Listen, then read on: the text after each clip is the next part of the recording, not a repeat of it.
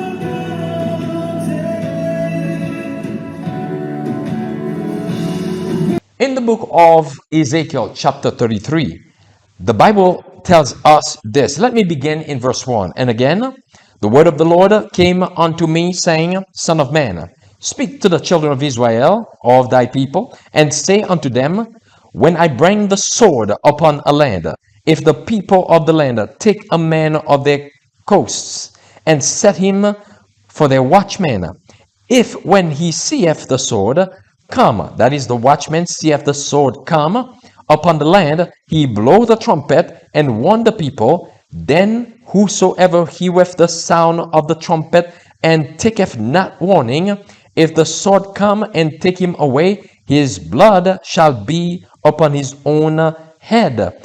He heard the sound of the trumpet and took not warning, his blood shall be upon him, but he that taketh warning shall deliver his soul. Hence the reason why we have brought to your attention this latest development, which is about 2 months old now, because the sword that is mentioned here, that is the exact same sword that Ezekiel chapter 9 mentioned after Ezekiel saw in chapter 8 one abomination after another.